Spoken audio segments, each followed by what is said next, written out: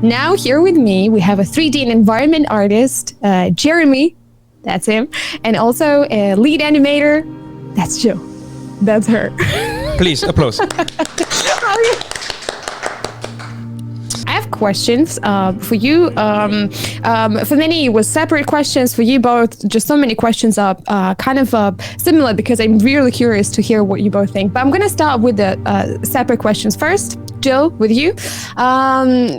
So deliver us the moon. We had a silent protagonist, right?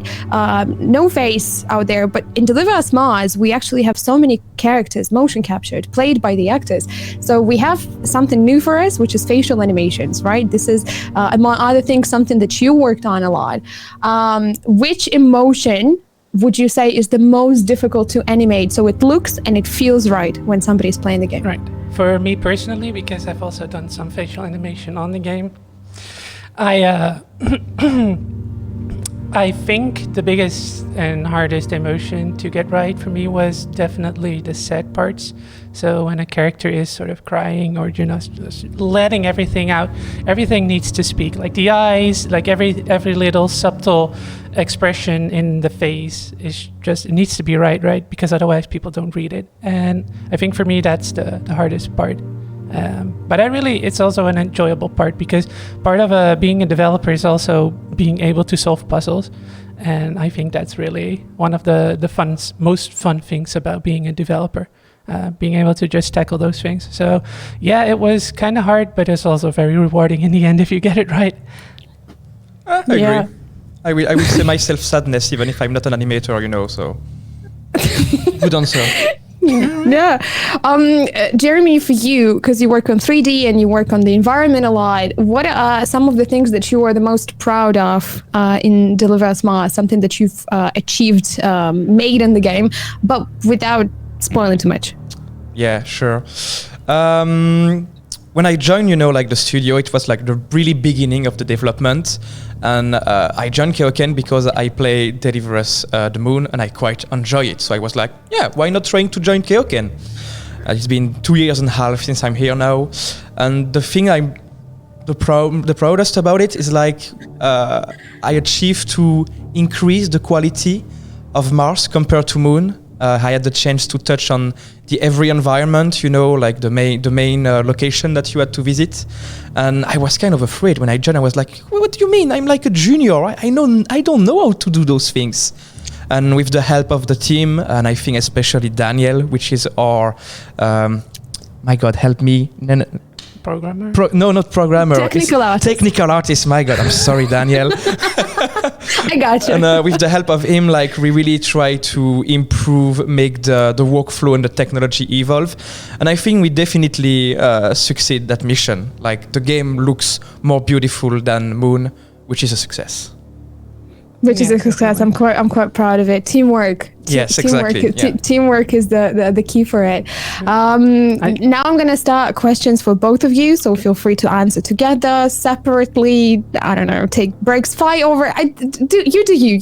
What do you do best? Together. Yeah, no. We 1, 2, 3, boom, the answer. Okay. We are typically pretty much on sync, but I would have to say that right now it's going to be hard to say every single word. What is the question? Synced. All right, what are the questions? Patience. I'm getting there. Big thing for Deliver Us Mars, climbing mechanic, right? Something we are quite proud of, something that Deliver Us the Moon didn't have. It's definitely among our proudest achievements. So what challenges did it put you through, both as an animator and the 3D environment artist? And how did your department help it improve? Because, it's a teamwork, right? Collaborations of all departments. How did yours help it improve, make it better so it feels and plays great? You first? Sure. So it's not just 3D and animation, but also a lot of programming involved. So in order for us to get the biggest range of the motion happening for the game, we needed to also look at tech. So together with 3D tech and animation, we sat down to just look at how, and game design, of course, because the funny thing about game development is every department just sort of in some way hits every part of the game So it's not just like it's only animation or 3D. But one of the most fun things, I think, and most challenging things for animation was being able to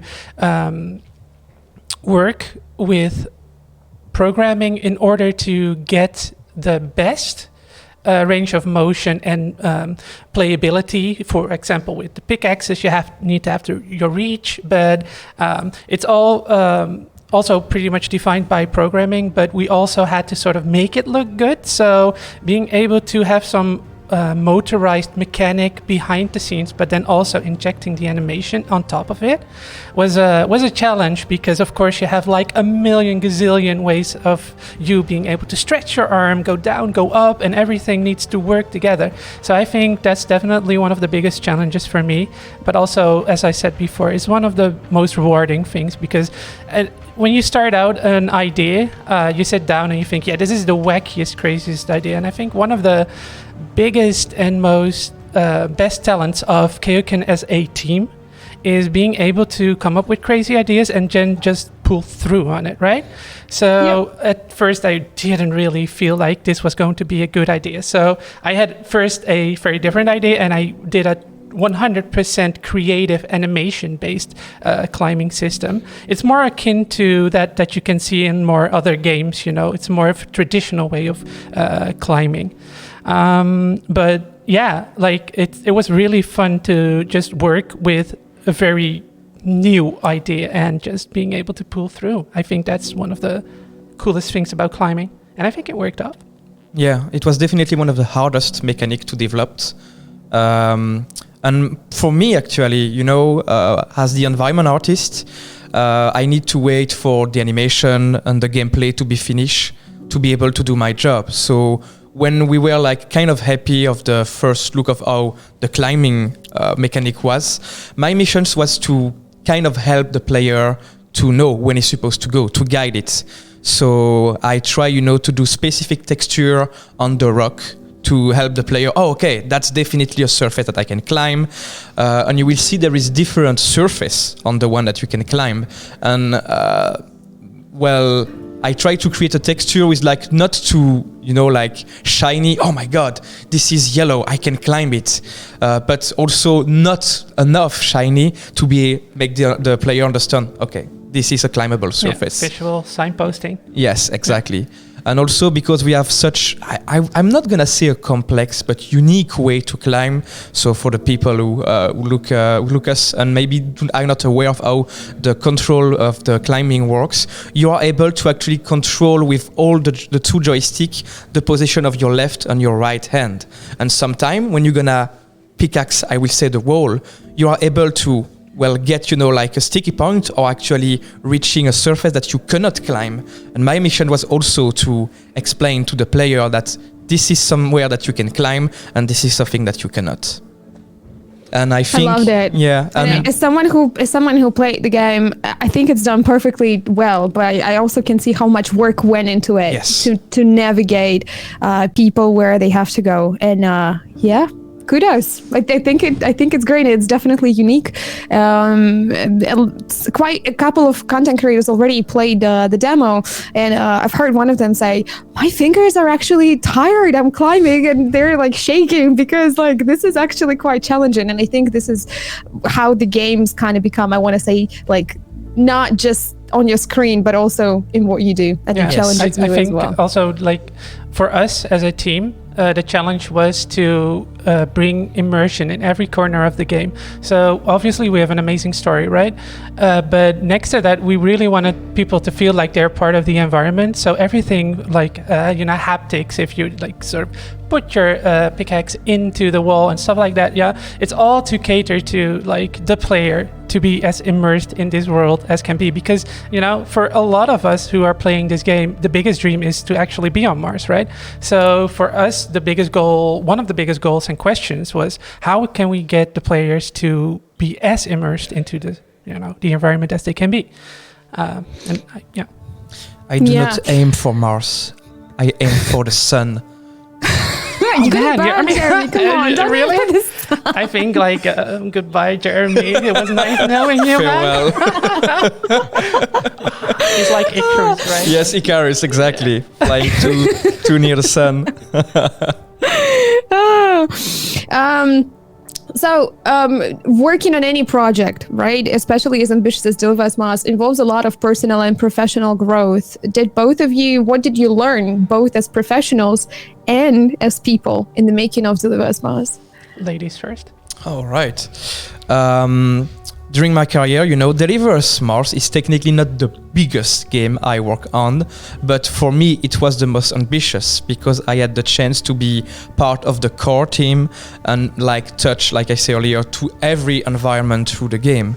So I was definitely invested, and because of that investment, I wanted the best for the game.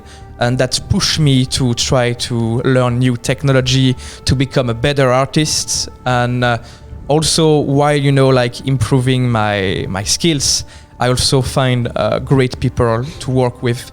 I mean, as you can see during the behind the scene during the stream, you can definitely see that we have a lot of fun, and it's really great because I can just remain myself.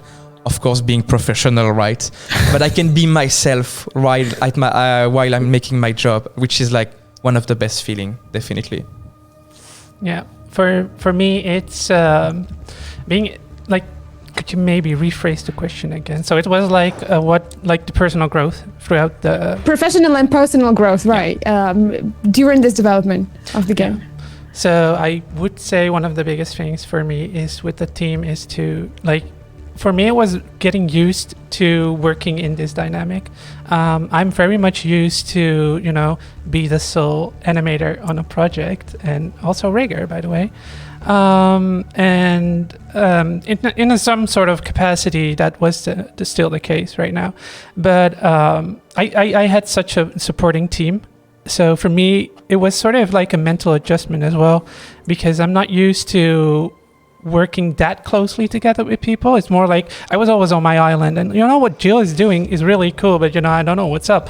But every day that I'm coming into the office, it's like, yeah, well, what are you doing? And oh yeah, let's quickly have a meeting and let's grab this and just hammer away on it. And I think that's one of a pleasant mental adjustment that I had to do. And next to that, the biggest challenge for me was not mentally, but professionally as a animator and a rigger. It was to be able to battle with how you build a face rig. So one of the first new biggest things that you will notice in Mars is that we've transitioned from a guy with a helmet on to people that you can come up and close with. I think Moon can be summed up as a lonesome journey with a lot of flair on its own. But I think even though you can be alone in this game, people are always sort of near, and there are always really cool dynamics, with the people that you meet in this game. And I think, building the rigs and figuring out what blend shapes are, putting them in, the trial and error, pulling my hair out because on a technical level things sometimes didn't hit, or we made an animation and we looked at the cutscene and then you think well, the rig would benefit from a few more blend shapes, and that's the pitfall where you fall in, that you just keep on adding more features to the face, right?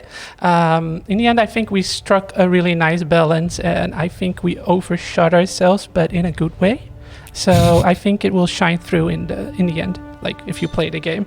And I think that's could pretty much sum up one of the biggest trials, but also triumphs in my time here.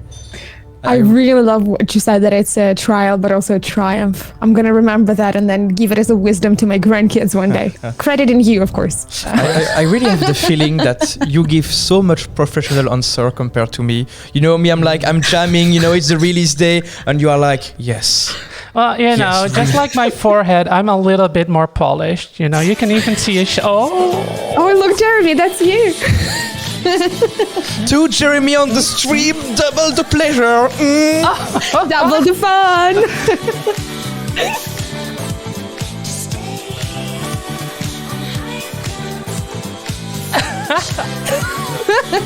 I love it.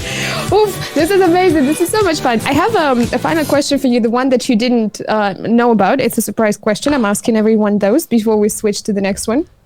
But you have to try not to think about it. So, one KeokeN team member has to become the president of the world after we've discovered other civilizations. Who would you vote for? Me, obviously. Wow. The nerves on this guy, seriously. No. I've met a lot of... Come on. We had a lot of conversations, but I have to say, this is the worst. No. Oh, yeah. This is fine. Yes.